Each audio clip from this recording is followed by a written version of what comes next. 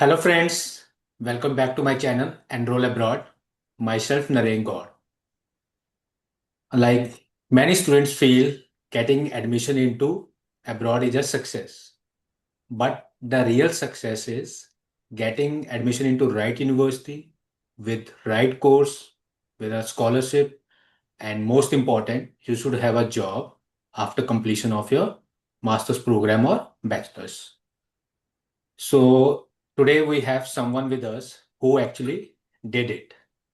Today we have Vedanshi Sharma with us. She did masters from Queen's University Belfast in accounting and finance and currently working as a senior consultant at Deloitte. So hi Vedanshi, how are you? Hi, sir. I'm very well, thank you. How are you? All good. Thank you. So Vedanshi, tell from where you are from and what exactly you have done in India and currently doing in UK. So my bachelor's was in BBA in accounting and finance. तो since my 10th 11th grade जब हमको choose करनी होती है अपनी stream, I was very much interested in the subject commerce. तो मुझे accounting and finance पढ़ने का शुरू से ही बहुत शौक था. फिर मैंने अपनी bachelor's complete करी and then yeah, I decided to study abroad. That's how I connected to you and your team, and I got into Queens, as you said. Okay. So Vedanshi, when was the first that you decided you have to study abroad but not in India? hmm so I think ये था. This was around the final year of my of my bachelor's. I think initially my thought was कि I'll finish my bachelor's and then maybe get a bit of work experience in India and then move abroad. But then when I reached my final year, I just thought कि I was not ready for a job and I wanted to study a bit further. So that is when this thought clicked in my head that maybe I should look for studying further before I get a job. And then I remember I did look for a couple of universities in India as well. But the sort of skill set and knowledge, the course I was looking for, I was not able to find an exact match in India. And so I started looking for universities abroad. That is when I also got the reference of your team, so I connected with you, and I expressed my interest. So I think I remember initially there were about two or three countries that I was exploring, primarily Canada and UK. लेकिन Canada में I felt there was an issue कि my bachelors was only 3 years, so my total year of education was 16 years, but they require, I think, sorry, 15 years, and I think they require 16 years 16. or yes, minimum 4 years of bachelor's, which I did not have. So if I didn't do that, मुझे PG diploma करना पड़ता, after which I could have gone for a master's. But I think I was fairly certain कि मुझे masters ही करनी है, तो Canada wipe out हो गया था, and then I started looking for universities in the UK. आपने ग्रेजुएशन किस में करा था इंडिया में इन विच फील्ड? सो मैंने बैचलर्स करी थी, मैंने की थी BBA in accounting and finance, and I did it from Christ university Bangalore. And so my masters was also actually an MSc in accounting and finance, जो फिर मैंने यूके एक्सप्लोर किया था. जब डिफरेंट यूनिवर्सिटीज देखी तो I found Queen's University Belfast course really good. तो प्रधान से लाइक स्टूडेंट जो हमेशा फेस करते हैं कि they face problems in choosing the right university और राइट कंट्री कोर्स. तो how did you figure out कि मैं इस कोर्स के this is a right course for me, ये कोर्स में मैं अपना करियर प्लान कर सकती हूँ? तो आपने कैसे यस डिसाइड हुआ? सर, आई थिंक बहुत बड़ा एक इम्पॉर्टेंट फैक्टर होता है पर्सनल रिसर्च. जैसे जब मैंने आपके साथ कनेक्ट किया था, तो मुझे याद है कि हमने थोड़ी सी डिस्कशन करी थी. तब मुझे थोड़ी सी जाके और नॉलेज मिली थी कि एक अपने रसल ग्रुप इंस्टीट्यूशंस होते हैं यूके में जो काफ़ी अच्छे होते हैं. फिर एक और सेट ऑफ यूनिवर्सिटीज़ होती है जो may be not as good, but still considered good होती है। तो पहले तो मैंने जाके ये माइंड बनाया कि do I want to go for a Russell Group, do I do not want to go for that, and I knew I wanted to go for a Russell Group university. फिर जब मेरा वो पूरा you know पूरा sample ही short हो गया था, तो then I started looking for कि मैंने जिस चीज में बैचलर करी है या जिस चीज में मैं अपना नॉलेज ग्रो करना चाहती हूँ, वो वाले कोर्सेज मुझे किस किस यूनिवर्सिटी में मिलेंगे। फिर उस पे आई थिंक हम लोगों की बहुत कॉन्वर्जेशन हुई थी। उसके बाद हमने कुछ यूनिवर्सिटी शॉर्टलिस्ट करी थी। उसमें आई think the factor of personal research comes in, जब आपको इंडिविजुअली एक एक यूनिवर्सिटी में जाके अगर आप देखेंगे, आई डोंट नो बहुत लोगों को शायद ये पता भी नहीं है, बट अगर आप यूनिवर्सिटीज की वेबसाइट में जाएंगे, एनी इंटरनेशनल यूनिवर्सिटी, वो लिटरली आपके लिए पूरा कोर्स ब्रेकडाउन लिखते हैं, पूरा सिलेबस लिखते हैं कि वो क्या करेंगे, क्या कोर्स सिखाएंगे। Modules and all. या यस एग्जैक्टली, पूरा पूरा कोर्स मॉड्यूल उसमें पूरा आपका वेबसाइट पे सब कुछ लिस्टेड होता है। तो टू बी ऑनेस्ट, वो जाके देखने से, पढ़ने से मेरा क्या इंटरेस्ट था, मैं किससे अलाइन करना चाहती थी, वो जान के मुझे ऐसा लगा था कि Queen's was obviously one of the top 4-5 universities जो मैंने सिलेक्ट करी थी।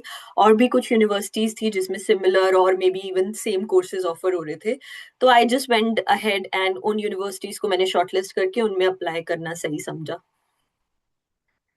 तो वेदांशी, कभी ऐसा नहीं लगा कि अगर मैंने एक गलत यूनिवर्सिटी या गलत कोर्स चूज कर लिया होता उस टाइम पे? Have you felt something like that any time in your life? Definitely sir, मतलब मुझे ऐसे लगता है कि एक तो मुझे ऐसे लग रहा था कि ये बहुत ही एक लाइफ चेंजिंग डिसीजन है, क्योंकि आप इतनी इन्वेस्टमेंट करते हो, आप बाहर जाते हो, फैमिलीज की आपसे एक्सपेक्टेशन होती है, आपकी खुद से कुछ एक्सपेक्टेशन होती है। और दूसरी चीज मेरे दिमाग में ये चल रही थी कि ये पूरा डिसीजन मेरी आगे की पूरी लाइफ मेरे लिए डिसाइड कर सकता है, इररिस्पेक्टिव मैं इंडिया में रहूं, यूके में रहूं या दुनिया के किसी भी कोने में रहूं। और मुझे कुछ ऐसा करना था जो मैं जिंदगी भर कर सकती हूँ, या जो करके मेरा नॉलेज बढ़े और मैं काम करते करते कभी ऐसी फीलिंग ना आए कि ये तो मैं नहीं कर सकती, या पता नहीं मैंने सही किया भी है कि नहीं। तो इसीलिए मैंने बोला कि वो प्राइमरी रिसर्च फेज जो था ना, वहां पे सेल्फ रिफ्लेक्शन बहुत जरूरी है, ये जानना बहुत जरूरी है कि आप क्या करना चाहते हो, आप किस चीज से। और क्योंकि मैंने अपनी बैचलर्स में भी ये चीज एक्सपीरियंस कर ली थी। इनफैक्ट अगर मैं आपको एक फनी स्टोरी बताऊं, तो जब मैंने अपनी 11th में जब मैंने ज्वाइन किया था, तो um, मेरे ग्रेड्स बहुत अच्छे थे। मेरे टीचर्स, मेरे कोचिंग इंस्टीट्यूशन, सब लोग मुझे स्कॉलरशिप ऑफर करके साइंस में भेजना चाहते थे, और मुझे बहुत अच्छी स्कॉलरशिप भी मिल रही थी बहुत अच्छे इंस्टीट्यूशन से। पर मैं सीधा अपने पापा के पास गई और मैंने बोला कि पापा, शायद मैं साइंस के लिए बनी नहीं हूँ, शायद मुझे करना कॉमर्स ही है।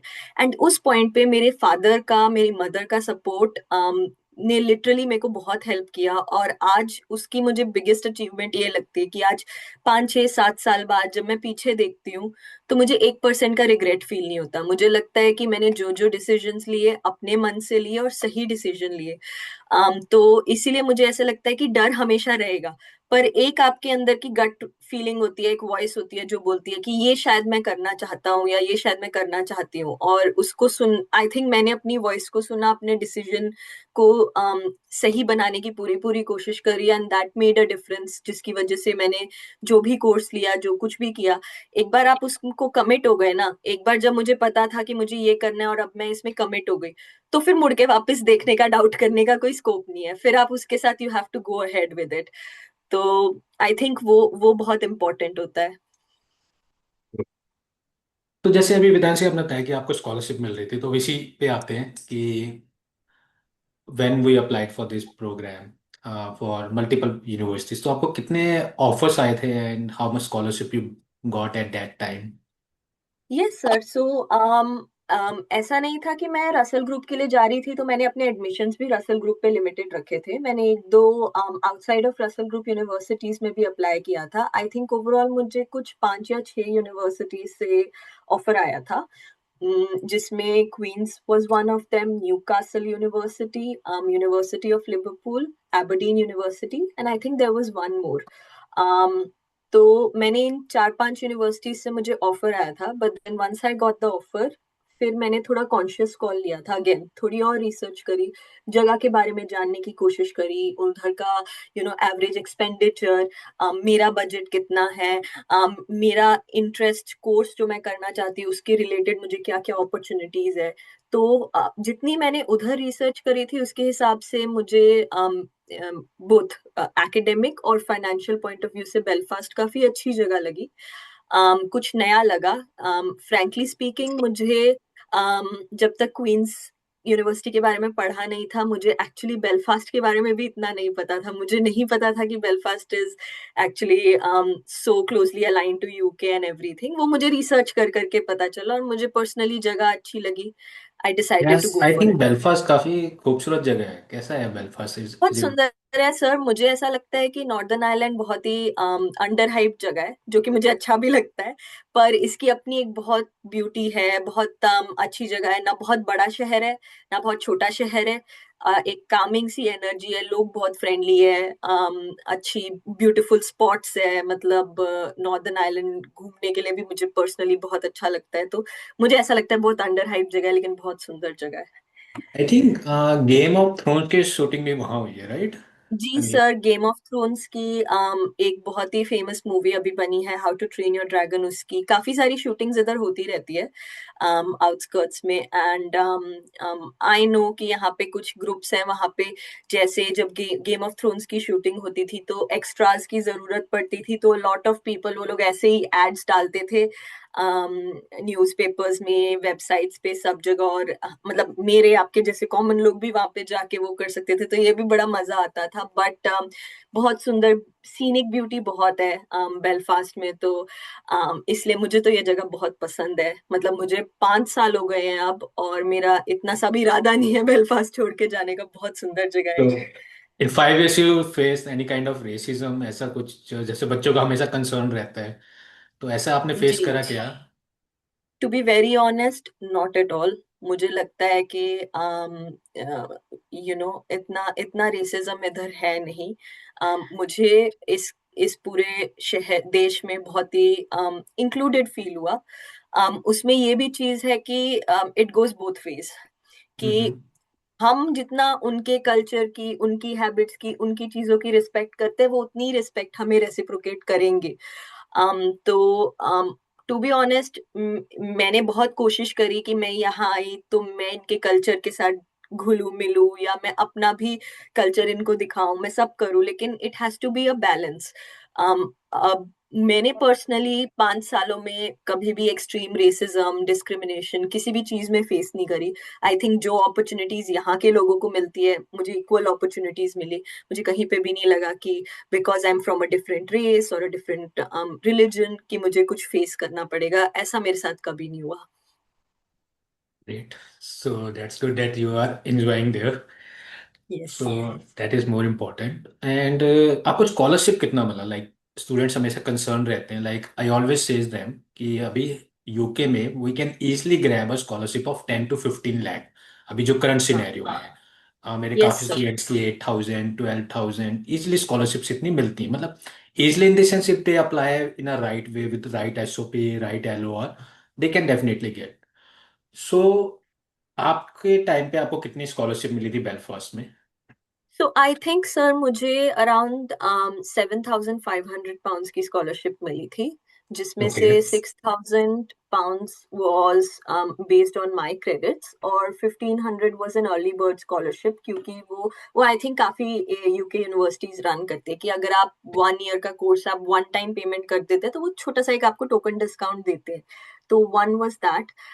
एक इनकी वाइस चांसलर स्कॉलरशिप भी होती थी, जिसके बारे में आपने मुझे बताया था सर, तो मुझे याद है कि उसके लिए भी मैंने वीडियो बनाई थी। बट फॉर सम रीजन वो मेरी पास नहीं हो पाई। तो अगर मेरी वो भी पास हो जाती तो potentially और 5 to 10,000 पाउंड्स का मुझे बेनिफिट हो सकता था।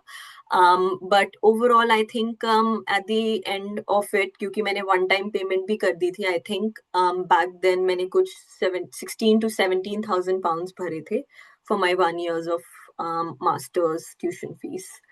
वाइस चांसलर और 50% मिलती है, बट बहुत हाँ, कॉम्पिटिटिव होते हैं, हार्डली 4 स्टूडेंट्स को उनको देनी होती है। स्टिल। Definitely sir. मैंने मैंने देखा है कि बहुत कंपटीशन होता है, लाइक यू सेड, बहुत लोग उसके लिए अप्लाई करते हैं।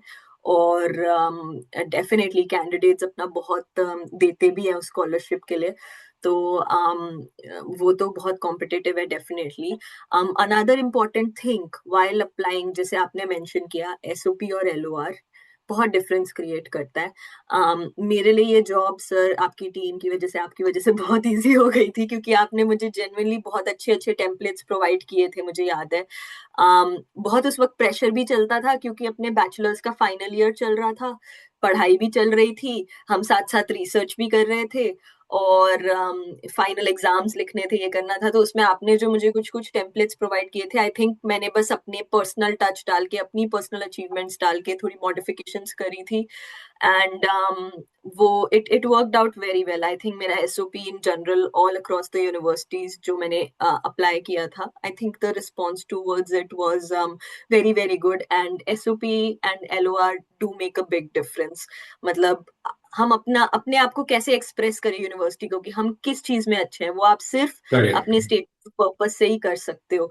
और letter of recommendation again very important, because आपकी आपके लिए वो बहुत, वो आपके सॉर्ट ऑफ लाइक आपका एक तरह से, I don't want say character certificate, but like कि आप, you are skilled enough, you are good enough to be a part of a prestigious institution, बहुत इंपॉर्टेंट है। बट जो एसओपी है, इट्स लाइक आप अपने आप को एक पेपर में एक्सप्रेस करो कि आप क्यों डिजर्विंग हो इस पोजीशन के लिए। और उसमें आई थिंक जो टेम्पलेट्स आपने शेयर किए थे, ब्रॉडली सारी इंफॉर्मेशन प्रोवाइड कर देते हैं, उसके बाद अपनी मेहनत है कि आप उसमें बैठो और अपना पर्सनल टच ऐड करो। कि कोई भी यूनिवर्सिटी की एडमिशन टीम बैठे, जो भी प्रोफेसर्स बैठे, वो ये देखे और उनको ऐसे लगे कि इसमें कुछ बात है। और actually a lot of universities उसके बेसिस पे भी आपको कुछ कुछ स्कॉलरशिप्स प्रोवाइड करती हैं, कि आपके स्टेटमेंट ऑफ पर्पस में ये फील हो कि आप स्कॉलरशिप के डिजर्विंग हो, उस You are a यूनिवर्सिटी के genuine student. You made a lot of efforts exactly apart from the academics. So they look for the exactly overall growth. Yeah. या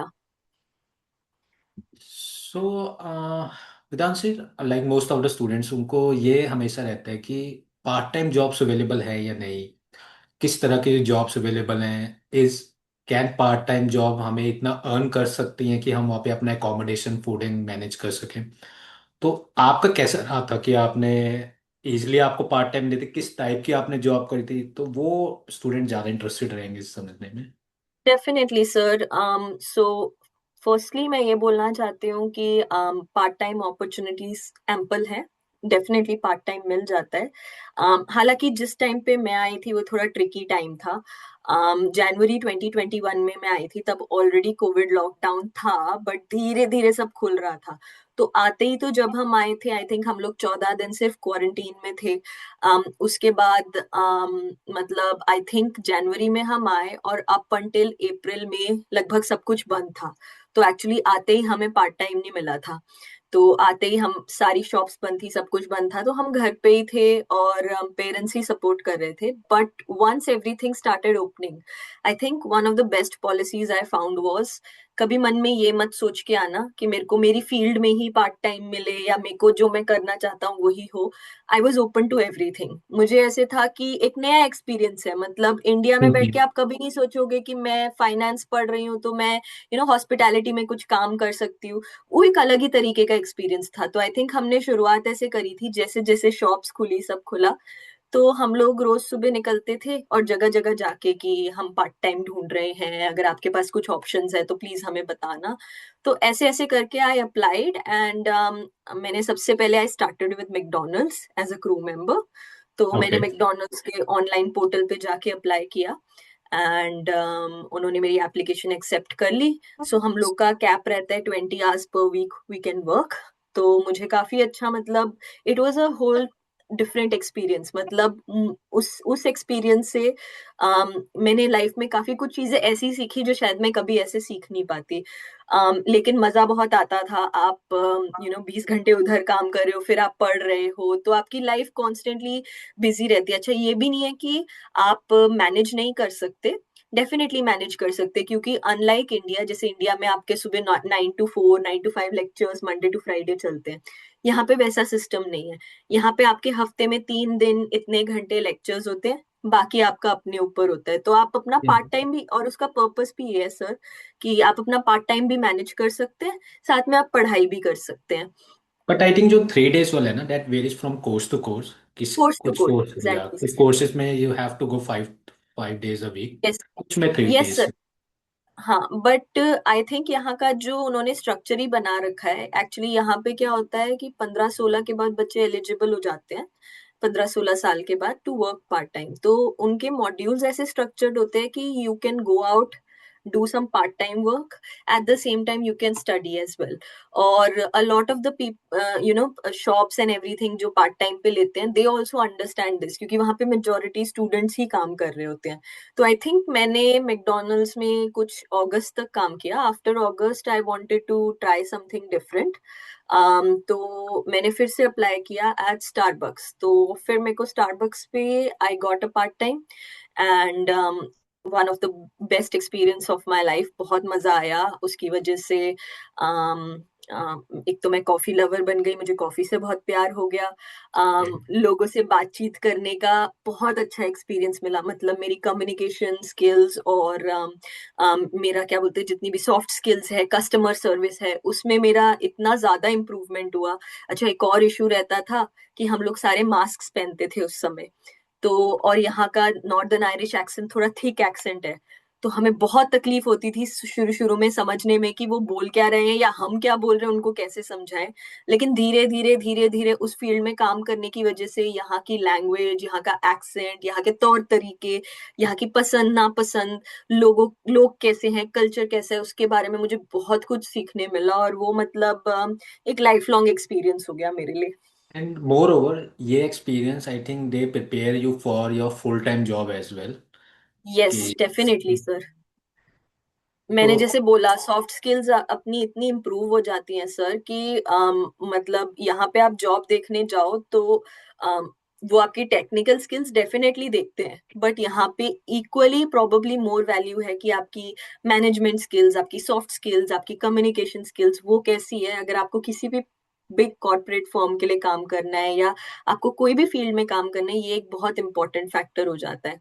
एंड डेफिनेटली यहाँ की मिनिमम वेजेस भी इतनी अच्छी है कि even if you are working on minimum wage, I think with your rent, with your expenditure, खाना पीना सब मिला के, I think if you're doing a 20 hour per week part time, it's very okay for you to manage everything. आप सब manage कर लेते हो। मतलब since I started working on my part time, मुझे याद है मेरा घर से पैसे मंगवाने की फ्रीक्वेंसी सब कम हो गई थी। I started getting a bit more independent, खुद अपने खर्चे मैनेज कर पा रहे थे। तो ये बेसिकली एक चीज है जो एक यूनिक एक्सपोजर है, और मुझे लगता है जो भी स्टूडेंट इधर आते हैं उनको लाइफ में एक बार ये चीज डेफिनेटली एक्सपीरियंस करनी चाहिए। हाँ, मैंने खुद भी करी थी। तो सो हाँ, I was working part time in London as well. ठीक है। तो वेदांश, मोस्ट इम्पोर्टेंट, अब जब students they are investing a lot, they are more interested कि part time they are getting, they will earn good money. तो part time में they can easily manage their fooding and accommodation, right? Definitely yes sir. Now, अब जब course complete होता है, specifically to your course, तो आपके course complete होने के बाद what kind of job opportunities you got, full time job? And course का स्ट्रक्चर कैसा था? वाज इट रेलिवेंट कि आपको जॉब इजीली मिल जाए? और क्या क्या मेन चैनल्स हैं जिसके थ्रू आप जॉब सर्च कर सकते हैं? मतलब student want to understand whole scenario कि फुल टाइम जॉब हम कैसे ग्रैब कर सकते हैं। So you can yes share sir, your experience. Definitely. Yes sir. So multiple channels हैं। आई थिंक कुछ चीजें हैं जो बहुत ही स्ट्रेट फॉरवर्ड है और जो बहुत इम्पोर्टेंट है। जैसे यहाँ पे दो प्लेटफॉर्म्स थे। One is obviously LinkedIn. तो लिंक्डइन पे मैंने बहुत अच्छी अपनी प्रोफाइल और सीवी बना रखा था। The other is Indeed. तो इंडीड पे भी सेम मैंने अपना प्रोफाइल और सीवी बना रखा था। तो mostly a lot of job openings वहाँ पे पोस्ट होती ही है। तो एक तो बहुत इंपॉर्टेंट फैक्टर है कि आप अपनी अच्छी प्रोफाइल बनाएं लिंक्डइन पे, इंडीड पे, उसके थ्रू अप्लाई करें। दूसरा, यहाँ पे इंटरनेशनल स्टूडेंट सपोर्ट भी बहुत है, प्लस यूनिवर्सिटी में भी इंटरनेशनल स्टूडेंट सपोर्ट या जॉब फेयर्स होते रहते हैं। सो आई रिमेम्बर जब तक जो 1-1.5 साल मैंने पढ़ाई करी, कम से कम 2 से 3 जॉब फेयर, स्टूडेंट फेयर हुए, जहाँ से डिफरेंट डिफरेंट कंपनीज से रिप्रेजेंटेटिव्स आते थे। आप जाके उनसे बातचीत कर सकते हैं, आप किस तरीके का काम कर रहे हैं आप उनसे डिस्कस कर सकते हैं, and they provide you with a lot of information. तो ये तो 2 चीजें हो गई जो आपको ऑलरेडी काफी लोग अवेयर होते हैं, जो आप कर सकते हैं। बट एक और बहुत इंपॉर्टेंट फैक्टर जो मैंने देखा वॉज नेटवर्किंग। आप बहुत नेटवर्क Right. करो, जितने लोगों से आप मिल सकते हो, जितने लोगों से आप बातें कर सकते हो, जितने लोग आपको जान सकते हैं, आप कोशिश करो। अब वो आप ऑनलाइन भी कर सकते हो, आप लिंक्डइन पे आपको कोई रिक्रूटमेंट पोजीशन दिख रही है, आप एक रिक्रूटर से सीधा सीधा बात कर सकते हो और अपनी इंटरेस्ट प्रेजेंट कर सकते हो। और वो ऑफलाइन भी हो सकता है। अब जैसे फॉर एग्जांपल स्टारबक्स पे ही काम करती थी। कभी कोई कंपनी से कोई आ रहे हैं ऑफिशियल्स, आपकी इवेंचुअली रोज रोज कोई आ रहा है, आपकी एक छोटी छोटी मोटी बातचीत शुरू हो जाती है। उसी में आप अपने इंटरेस्ट के बारे में, आप अपने बैकग्राउंड के बारे में बताना शुरू करो, जानने की कोशिश करो वो लोग तो ये छोटी छोटी चीजों से भी ना बहुत फर्क पड़ जाता है। सो मेरे को जॉब मिलने का एक बहुत बड़ा reason was actually following a lot of these portals and networking. तो हमारी यूनिवर्सिटी की एक जॉब ऐप थी, जिसमें जॉब पोस्टिंग्स वो लोग डालते रहते थे कि इस फील्ड में ऐसी ऐसी जॉब्स अभी अवेलेबल है। तो मैंने एक्चुअली ऐसे ही उस पोर्टल पे एक दिन देखा था कि डिलॉयट इधर डिपार्टमेंट ऑफ इकोनॉमी के साथ मिलके एक प्रोग्राम कर रहा था फाइनेंशियल सर्विसेज के अराउंड, जिसमें वो एक 6 वीक की ट्रेनिंग दे रहे थे। At the Okay. End of it आपको एक अपॉर्चुनिटी मिलती है कि आप डिलॉयट प्रोफेशनल्स के साथ बैठ के एक इंटरव्यू दे सकते हो, and if you clear that interview they will offer you a job position. तो मैंने ऐसे ही उस पोर्टल पे जाके अप्लाई कर दिया। तो काफी एक लॉन्ग प्रोसेस था, जिसमें उन्होंने मेरे 2-3 राउंड ऑफ इंटरव्यूज लिए, मुझसे एक एप्लीकेशन भरवाया, and I got into that. उसके बाद फिर मैं 6 वीक्स कंसिस्टेंटली एक ट्रेनिंग में थी, जिसमें डिलॉयट के लोग आते थे और डिपार्टमेंट फॉर इकोनॉमी के लोग आते थे, और वो लोग हमें कुछ चीजों पे ट्रेन करते थे जो पोटेंशियली हमारी जॉब में हेल्प करेगी। तो उधर मैंने बहुत कुछ किया, हमने बहुत प्रेजेंटेशंस करी, बहुत कुछ बनाया। At the end of it Deloitte के साथ इंटरव्यू दिया and they offered me a position. तो अगर मैं अपने वो सिंपली अगर मैं अपने वो यूनिवर्सिटी के जॉब पोर्टल पे जाके वो जॉब नहीं देखती, शायद मुझे कभी इस अपॉर्चुनिटी के बारे में पता भी नहीं चलता। अगेन जब मैं उस 6 वीक की ट्रेनिंग में भी थी, तब भी जब जब डिलॉयट के प्रोफेशनल्स आते थे, उनके साथ कॉन्स्टेंटली बात करना। ऐसे बात करना नहीं कि मुझे जॉब चाहिए, मुझे जॉब चाहिए, बट लाइक उनके साथ डिस्कस करना कि क्या हमसे एक्सपेक्टेशंस है, मेरी क्या स्किल सेट्स है, मैं किस चीज में बेटर परफॉर्म कर सकती हूँ। ये छोटी छोटी चीजें they do make a difference. तो मुझे लगता है कि इन सब चीजों पे डेफिनेटली फोकस करना चाहिए, हर पोर्टल पे एक्टिव रहना चाहिए। और एक चीज जो मैं हर किसी को बोलती हूँ इधर, कि whenever you are applying for jobs, be prepared for rejections, but don't get disappointed with them. मतलब यहाँ पे बड़ा कॉमन है ये कहना कि आप 1,000 एप्लीकेशन भरोगे, उसमें से आपकी 950 एप्लीकेशंस पे unfortunately you have not been selected आएगा, पर उससे हार नहीं माननी, अप्लाई करते रहो। मतलब ढीठ होके, बेशरम होके, जो भी होके अप्लाई करते रहो, क्योंकि एक ना एक एप्लीकेशन लगेगी, और हो सकता है वो आपके लिए परफेक्ट फिट हो। और इतनी जॉब है लेकिन इतना कंपटीशन भी है, तो इसलिए these things do make a difference. मतलब आपको एकदम बिना हार माने कंसिस्टेंटली अप्लाई करना है। अनफॉर्चुनेटली वाली ईमेल्स के लिए आप यूज टू हो जाओ, लेकिन आप फिर भी अप्लाई करते रहो, क्योंकि कोई ना कोई company definitely will take you. So at Deloitte, you started as an intern, right? So I started as a graduate. So I started as an analyst. मेरे पास थोड़ा सा जब मैं बैचलर्स कर रही थी, मैंने टाटा में एक छोटी सी इंटर्नशिप करी थी 2 हफ्ते की। तो उस इंटर्नशिप के करके मुझे थोड़ा सा उन्होंने थोड़ा सा एज अ एक्सपीरियंस्ड हायर ले लिया था। एंड बैक देन जब मैं डेलॉयट के लिए काम कर रही थी, तो उनकी ये पॉलिसी थी कि उनका कोई भी इमिग्रेंट एम्प्लॉय है, they will have to sponsor them. तो मेरी जॉब की शुरुआत ही स्पॉन्सरशिप से हुई थी। So, तो so you didn't मेरे took लिए any post-study work visa, right? You directly. No I did not actually लेना पड़ा था क्योंकि मेरी जॉब सितंबर से स्टार्ट हुई थी, पर मेरा स्टूडेंट वीजा मई में एक्सपायर हो रहा था। वो 2-3 महीने के लिए मैं इंडिया वापस नहीं आना चाहती थी, इधर ही रह के मतलब या पार्ट टाइम कंटिन्यू करना चाहती थी या कुछ। तो उस पीरियड के लिए मुझे बस थोड़ा सा पीएसडब्ल्यू लेना पड़ा था। बट ऑब्वियसली जब मैंने अपना पीएसडब्ल्यू अगस्त में जाके कैंसिल किया था और स्पॉन्सरशिप स्टार्ट की थी, तो जो भी रिमेनिंग पोर्शन ऑफ मेरा हेल्थ सरचार्ज जो जाता है आईएचएस, उसका रिमेनिंग पोर्शन गवर्नमेंट ने मुझे रिफंड कर दिया था। तो इट्स नॉट लाइक मैंने पूरा 2-2.5 लाख रुपए भरे और वो मेरे सारे वेस्ट हो गए। जितना मेरा डिजर्विंग पोर्शन था उस हेल्थ सरचार्ज का, वो मेरे पास वापस आ गया था। तो मेरी जॉब की शुरुआत ही स्पॉन्सरशिप से हुई। हाँ। So like, I want to understand कि internship से आप directly senior consultant or there were some steps So, कि आप. sir, first year I joined as an analyst. तो मैंने एज एन एनालिस्ट काम किया। 1-1.5 साल लगभग काम करने के बाद, आई थिंक 1.5 year के बाद, they offered me a promotion. तो that's when I became a consultant.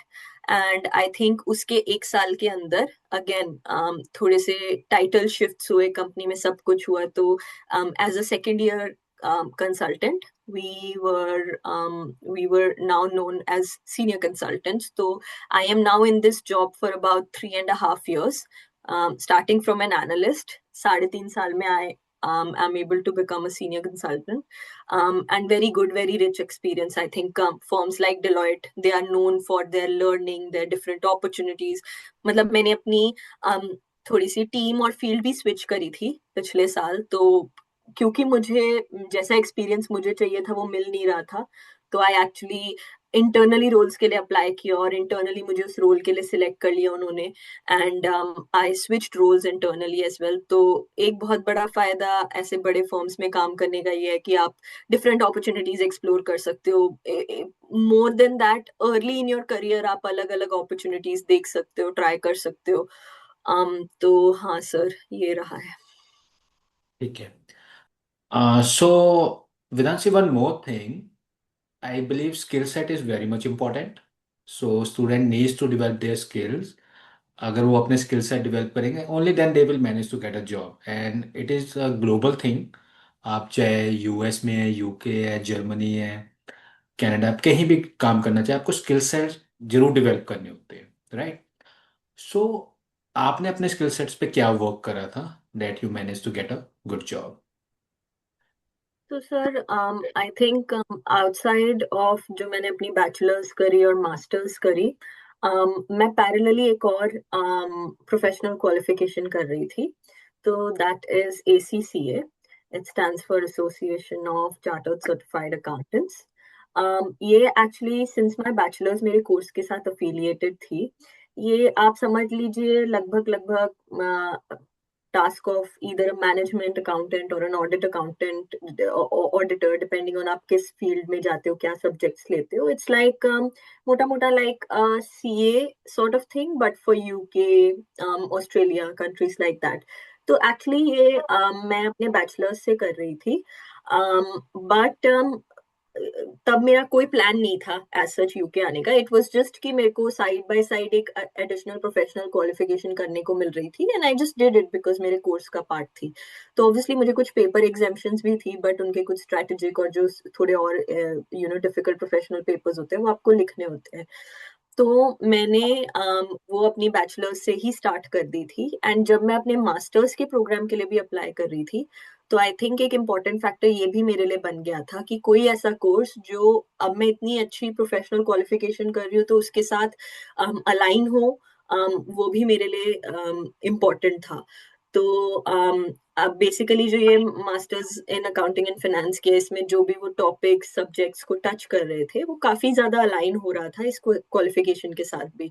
तो पैरेलली जब जब मैं अपनी बैचलर्स और मास्टर्स कर रही थी, मैंने पैरेलली ACCA भी किया, बहुत सारे एग्जाम्स भी लिखे। एंड इनफैक्ट जो मैंने आपको बताया था, मैं जो ट्रेनिंग कर रही थी डेलॉयट के साथ, वो 6 वीक की, तब भी मैंने अपना एक एग्जाम लिखा था in in between that training. तो साइड बाय साइड एक प्रोफेशनल क्वालिफिकेशन चल ही रही थी। और to be honest, at that point of time मुझे नहीं लग रहा था कि how much of an impact it can make, but मुझे बस ऐसे लग रहा था कि अच्छा है एक और डिग्री, क्योंकि मुझे पढ़ने लिखने का एक्चुअली शौक है, तो मुझे ऐसे था कि एक और डिग्री मिलेगी, अच्छा लगेगा, कुछ अपने नाम होगा। एंड देन अब जो मैं जॉब कर रही हूँ, जो पिछले 1 साल में जो मैंने स्विच किया है उसका, so I work as a financial controller for a lot of consulting engagements. और उस जॉब प्रोफाइल में एसीसीए क्वालिफिकेशन, या एक और क्वालिफिकेशन होती है similar, CIMA, CIMA, is very very important. तो अगर आप उसमें फुल्ली क्वालिफाइड हो आफ्टर सर्टेन थ्रेशोल्ड, आपके लिए in order to progress in your role, अपने करियर में आगे बढ़ने के लिए आपके लिए वो पेपर्स सारे क्लियर करना बहुत ज्यादा इंपॉर्टेंट है। तो बिकॉज मैंने एज एन एक्सपीरियंस्ड हायर इस टीम में ज्वाइन किया था एज अ कंसल्टेंट, वो क्वालिफिकेशन होने से मुझे बहुत बेनिफिट हुआ, क्योंकि उनको समझ आ गया कि मेरे पास जो रिक्वायर्ड स्किल सेट है वो है, जो रिक्वायर्ड नॉलेज है वो है। इसलिए मैं थोड़े चैलेंजिंग एंगेजमेंट्स ले सकती हूँ, उनको काम में मुझे बहुत ज्यादा ट्रेन करने की जरूरत नहीं है, बेसिक्स मेरे फंडामेंटल्स रहेंगे। तो डेफिनेटली एक जॉब पॉइंट ऑफ व्यू से आपके पास अगर एक एडिशनल क्वालिफिकेशन है, एक एडिशनल स्किल सेट है, वो कभी आपको हार्म नहीं करेगा, it will always help you.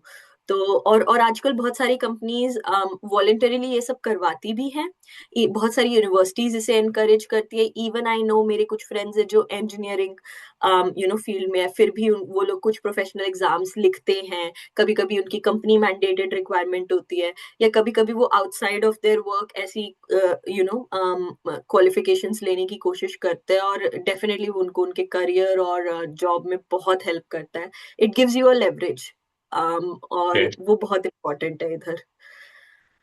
So multiple factors हैं to get a good job in abroad, right? Yes, yes sir. Okay, so if I compare with India, right? कि आपको वहाँ पे एटमॉस्फेयर कैसा मिलता है अगर आप इंडिया से कंपेयर करो, and I also want to understand कि आपकी क्लास में डाइवर्सिटी कितनी थी, कि यस आपको सर। कितने नेशनैलिटीज के स्टूडेंट्स मिले, तो वो आप मैं थोड़ा बताएं। जी सर, जरूर।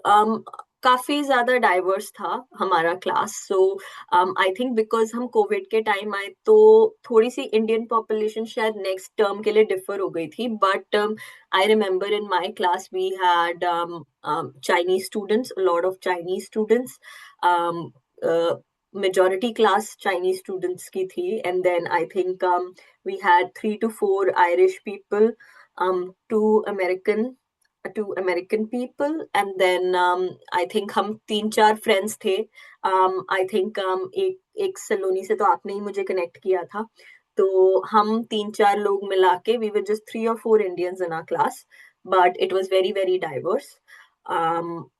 उसके बाद के जो बैचेस आए, सब्सिक्वेंट बैचेस, उसमें काफी ज्यादा इंडियन स्टूडेंट्स आए, प्रोबेबली बिकॉज लॉकडाउन रिस्ट्रिक्शंस हट गई थी, यूनिवर्सिटीज और ज्यादा इन पर्सन हो गई थी, तो दैट मेड अ डिफरेंस। अगर मैं कल्चर की बात करूं, तो मुझे इंडिया से कल्चर काफी हद तक सेम भी लगता है, बट डिफरेंट भी लगता है। सो एक चीज जो मैं यहाँ पे बहुत अप्रिशिएट करती हूँ is the work life balance. मतलब अगर 5 बज गए और मैं अपने लैपटॉप पे बैठी हूँ, तो देर आर केसेस जब मेरा मैनेजर सामने से बोलता है काम खत्म करो, अब लैपटॉप से बाहर निकलो and go and live your life. तो और यहाँ पे कभी कभी कैसा होता है कि अगर आप 7 7:30 8 बजे किसी को मेल कर रहे हो, या कोई आपको मेल कर रहा है, तो वो लोग को ऐसे लगता है कि इतनी रात को हमें किसी को डिस्टर्ब नहीं करना चाहिए, ये गलत चीज है। तो ये चीज यहाँ पे बहुत प्रमोट होती है कि आप अपना काम काम के टाइम करो, और मतलब एक बहुत अच्छा बैलेंस बना सकते हैं। 5 बजे के बाद आप फिटनेस पे फोकस कर सकते हो, खाने पीने पे फोकस कर सकते हो, लाइफस्टाइल आपका अच्छा रहता है।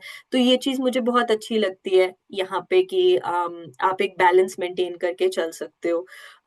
कुछ और भी चीजें जो बहुत अच्छी है, आई थिंक जहाँ इन जनरल जो वर्क प्लेस कल्चर है बहुत इंक्लूसिव है, बहुत उनका well being, mental well being, physical well being, काम मैनेज करने पे बहुत ज्यादा फोकस रहता है। And it's not just with Deloitte, मैंने अक्रॉस मल्टीपल, मेरे जो फ्रेंड्स जो different different jobs, different different companies के लिए काम कर रहे हैं, मैंने जनरल एक जो देखा है कि बहुत ज्यादा ओवरवर्कड या ओवर प्रेशर्ड नहीं रहते। एम्प्लॉयज का अपना जो आउटसाइड ऑफ वर्क लाइफस्टाइल है उसको भी इक्वली रिस्पेक्ट करते हुए यहाँ पे चलते हैं।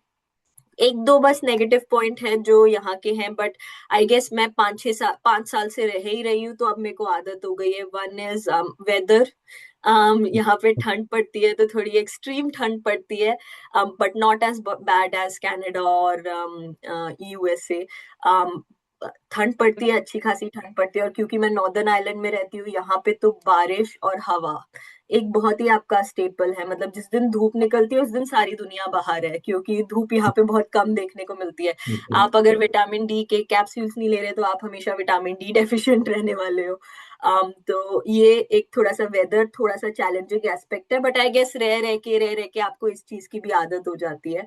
The other thing I would say is खाना खाना बनाना और खाना बनाना आना बहुत जरूरी है, क्योंकि 2 दिन 3 दिन आप बाहर ब्रेड खा सकते हो, सब खा सकते हो, महंगा भी लगता है। तो शुरू शुरू में जब आते हो तो आप हर चीज को रुपीस को पाउंड्स को रुपीस में कन्वर्ट करके देखते हो। तो एक पानी की बोतल खरीदने जाओ, ऐसा लगता है अरे 200 रुपए की तो पानी की ही बोतल है, क्यों खरीद। तो तब ना क्या होता है कि 2 दिन 3 दिन आप ऐसा खाना खाओगे, आप इंजॉय करोगे, चौथे दिन आपको लगेगा ये सब हटाओ, दाल चावल चाहिए, रोटी सब्जी चाहिए।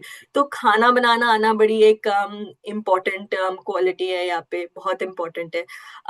तो बस कभी कभी वो मिस करते हैं कि इंडिया में आपको इतनी वैरायटी ऑफ फूड और इतना कुछ मिलता है अच्छे से, बट यहाँ पे वो सब आपको खुद करना पड़ता है। ऑफ कोर्स बहुत अच्छे इंडियन रेस्टोरेंट सब कुछ है, बट आप रोज रोज उस कैपेसिटी में ही नहीं हो कि आप रोज रोज बाहर जाओ और इतना स्पेंड करो और ऐसा खाना खाओ। तो the potential drawbacks that I can see is थोड़ा सा वेदर यूज टू होने में टाइम लगता है, एंड जो इंडिया में हमारा फूड है, जो हैबिट्स रही है, उनको मैनेज करते हुए चलना डिफिकल्ट है। तो आपको खाना बनाना डेफिनेटली आना चाहिए अगर आपको यहाँ पे अच्छे से रहना है तो। Well, cooking is a life skill, वो तो आना ही चाहिए।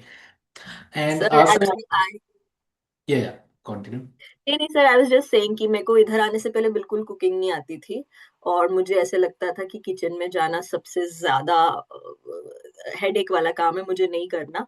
लेकिन यहाँ पे आने के 1 साल के अंदर cooking cooking became my favourite job. It felt like a therapy कि आप अलग अलग डिशेस ट्राई करो, खाओ, अपने आप बनाओ। तो gives you a sense of independence also. आपको ऐसे लगता है दुनिया के अब, मतलब मेरे मॉम डैड ने पूछा था कि 1 साल में what do you feel is your biggest achievement, जब मैंने ग्रेजुएट किया था। तो आई टोल्ड देम कि आई थिंक मेरी बिगेस्ट अचीवमेंट यही है कि मैं इतना इंडिपेंडेंट हो गई हूँ कि आज अगर कोई भी दुनिया में मुझे किसी की भी कोने में छोड़ देगा, आई कैन सर्वाइव, क्योंकि मुझे खाना बनाना आता है। मैं जानती हूँ कि लोग कैसे रहते हैं, एक डाइवर्स एनवायरनमेंट में रह चुकी हूँ, और अगर 1 1.5 साल सरवाइव कर लिया तो मुझे पता है कि मैं I can do it going forwards. Yeah, well, biggest achievement is getting a full-time job after that. And again for diversity I always says to my student कि आप अच्छी यूनिवर्सिटीज में जाओ, at least 400 QS ranking, 500 QS ranking. Because अगर आप low ranking में जाते हो, you won't get any diversity over there, you will mostly find Indian students, students from Bangladesh and yes Sri Lanka, Pakistan. Yes तो आप जितना थोड़ी सी बेटर में जाओ, एंड कॉस्टिंग उतनी ही आती है, ट्यूशन फीस आफ्टर स्कॉलरशिप वो मैच कर जाती है हमारी लो रैंक यूनिवर्सिटीज को यस भी। तो always go for a yes good university. Definitely sir, I agree. I think हमने भी इस चीज पे काफी रिसर्च करी थी, हमने क्वींस की भी क्यूएस रैंकिंग देखने की कोशिश करी थी, बाकी यूनिवर्सिटीज की भी कंपेयर करी थी। और आप मतलब आप अगर अपनी कंट्री से बाहर निकल के जा रहे हो तो आप डेफिनेटली एक डाइवर्स एक्सपोजर चाहते हो, आप वहाँ का लोकल एक्सपीरियंस भी चाहते हो, और it it makes a huge difference. तो I completely agree with you. सो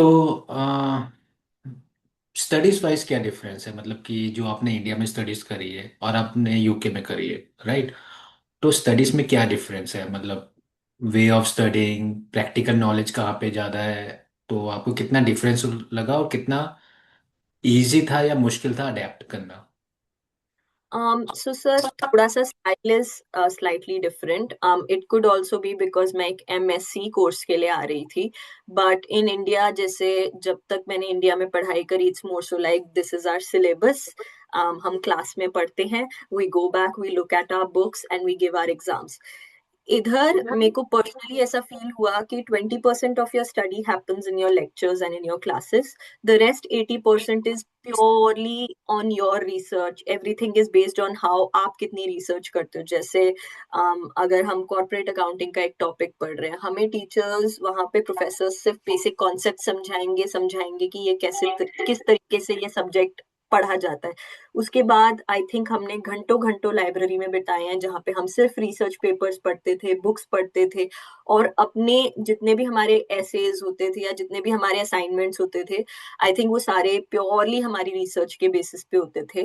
तो ये बहुत बड़ा मुझे एक डिफरेंस लगा था कि यहाँ की स्टडीज बहुत ही रिसर्च ओरिएंटेड और बहुत इवन दो आपको सपोर्ट है बट बहुत इंडिपेंडेंट भी है, जो कि एक बहुत अच्छी चीज लगी मुझे, क्योंकि उससे आप कॉन्सेप्ट की डेप्थ में घुसते हो और आप वो चीज समझते हो पूरा अपने तरीके से।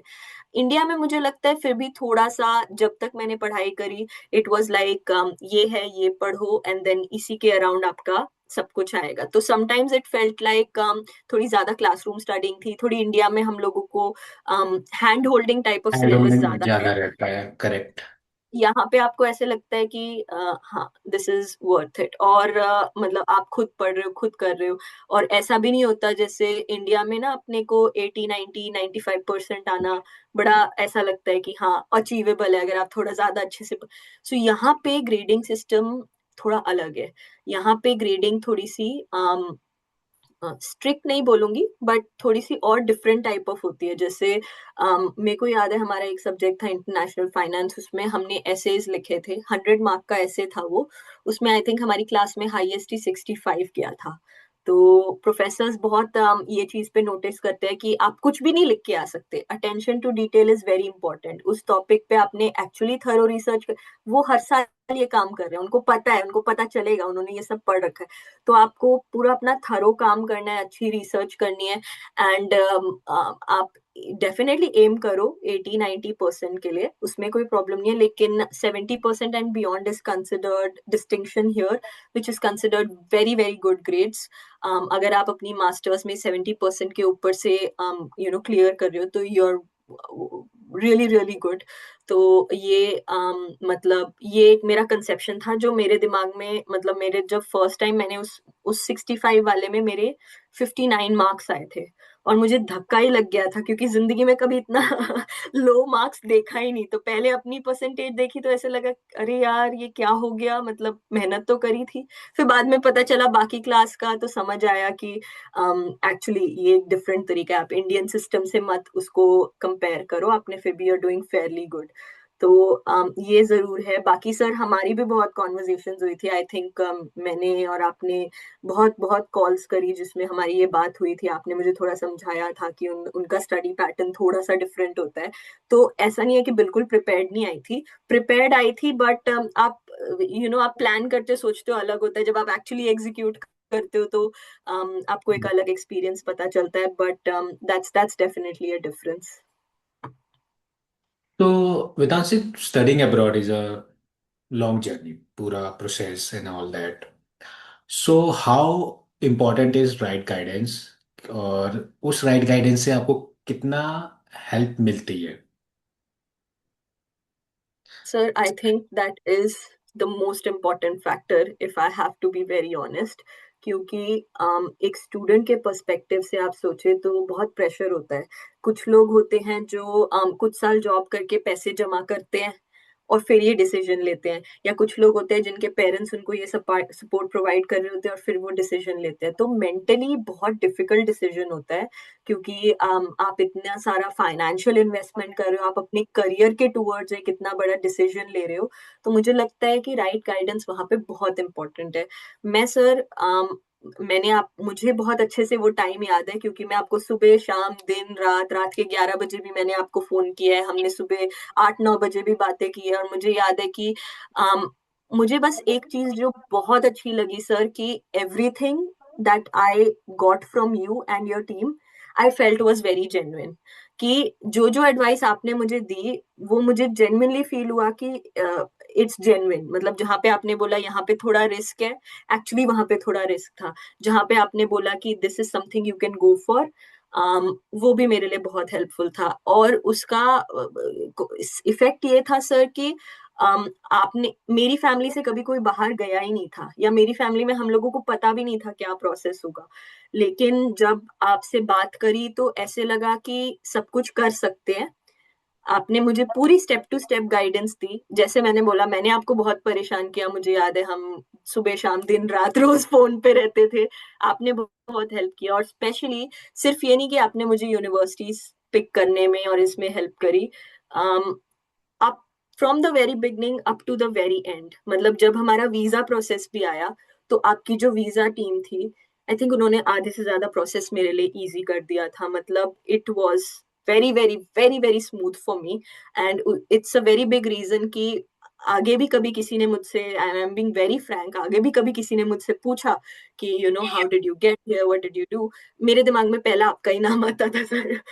तो थैंक यू। इनफैक्ट आप, आई वुड लाइक टू से कि मेरी खुद की बहन यूके आई है पढ़ने। She has come because of you. She is from a completely different line, वो साइकोलॉजी पढ़ रही है। And she just graduated last year, उसको भी अ वेरी गुड £10,000 की स्कॉलरशिप मिली थी। She is now working. तो आई थिंक कोई कभी मेरे पास आता भी है तो मेरे दिमाग में पहला कांटेक्ट इज नरेंद्र सर से बात करो, he will tell you everything. वैसे डिस्टर्ब करना नहीं कहते, इसको रिसर्च करना कहते हैं। एज अ स्टूडेंट आपके बहुत डाउट्स होते हैं, राइट? तो आप जितना डाउट्स क्लियर करते रहोगे उतना इजी रहता है। आप चाहे मेरे को दिन रात, ठीक है, वो कॉल करा, बट इट इज़ इम्पॉर्टेंट कि आप जहाँ भी जाओ you should be very crystal clear कि आप इन्वेस्ट कर रहे हो इतना, कि आप किस चीज़ में इन्वेस्ट कर रहे हो, आपका आरओआई कितना रहेगा, एंड मोस्ट इम्पॉर्टेंट कि आप सही डायरेक्शन में जा रहे हो या नहीं। So it is very much important.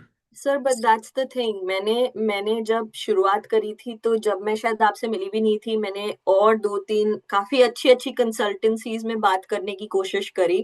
But मुझे, मेरे लिए जो स्टैंडिंग आउट फैक्टर था वो ये था, the personal touch that I got. कि मुझे ऐसे लग रहा था कि मैं इस जर्नी में अकेली नहीं हूँ। मुझे ऐसे लग रहा था कि मैं जाके ये बोलूंगी और ये होगा, ऐसा नहीं है।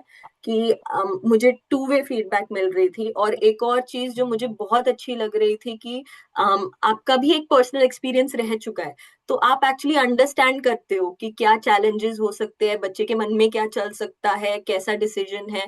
और वो कॉन्फिडेंस सिर्फ मुझे नहीं, मेरी फैमिली को भी फील हुआ। और वो मतलब हमारे लिए बहुत डिफरेंस क्रिएट कर दिया था सर। कि जैसे sometimes I know because my friends have experienced this, they get a lot of pushback कि इतने इतना ही हो सकता है, और this is the only thing that can happen, this is the limited option you have. But with you I never felt that। मतलब मेरा experience बहुत ऐसा था कि मैं आपके पास सिली से सिली क्वेश्चन लेके आ रही हूँ, या मैं आपके पास कुछ भी नहीं लेके, मतलब even if I am quiet for 2 days, there was always a follow up from your end, which I really appreciated. मतलब ये टू वे एफर्ट बहुत इंपॉर्टेंट होता है sir, and it made my journey very smooth. So taking this moment to also thank you sir, you played a big part in me being here, so thank you so much. Thanks a lot. So investment जो आपने करी वो worth it थी? Definitely sir, more than worth it थी। उस time शायद ऐसा नहीं फील हुआ, लेकिन आज 5 years later I feel like it's very good. I am at a very stable position. I feel like जो मैंने पढ़ाई करी टोटली वर्थ इट। आज जो जॉब कर रही हूँ, it's all because I took the decision to come here. And life काफी सेटल्ड है, अच्छी है। और 5 years का आउटलुक ऑनेस्टली कभी इतना प्लानिंग करके नहीं आई थी कि इतने साल रहना है, इतने साल ये करना है, ये करना है। ऑनेस्टली ये भी सोच के मन में ये भी प्रेशर नहीं लेके आई थी कि पीआर लेना है, स्पॉन्सर्ड जॉब लेनी है। I was just going with the flow. अपने ऊपर कॉन्फिडेंस रखा, अपने डिसीजन पे कॉन्फिडेंस रखा। एंड आज 5 साल बाद ऐसे लगता है कि और 5 साल कर सकते हैं, ये ऐसा कोई दिक्कत नहीं है। तो तो वो बस एक माइंडसेट वाली बात है कि अपना माइंडसेट स्ट्रांग रख के बस have to go with this. सो वेदांशी, आपने काफ़ी इंफॉर्मेशन दे दी है। So I think the students who are planning for their study abroad, so उनको काफ़ी एक अंडरस्टैंडिंग मिलेगी, इंसाइट्स मिली है काफ़ी। So I deeply appreciate for your time, most important, क्योंकि you took out the time from your job and wanted to share all the insights so that many students can have benefit from it. right? Of course, sir. It's my pleasure. It's my pleasure I could help you. Okay, so students, this was an interview with Vedanshi Sharma, who is working at Deloitte, and she share all the insights जो आपको काफी help करेंगे अपने abroad studies को समझने में. And I always says, if you are planning to study in abroad, don't just focus on going, focus on right thing, that you have to go with the right university, with the right course, and most important, you don't have to miss any scholarships. So for all the scholarship, I already created a videos which are on my YouTube channel, तो आप वो check कर सकते हो, so that you can understand how you have to grab all the scholarships, and you can feel free to contact us, and we are happy to help you with your abroad journey. Thank you, Vedansi. Thanks a lot. Thank you, sir. Thank you for having me.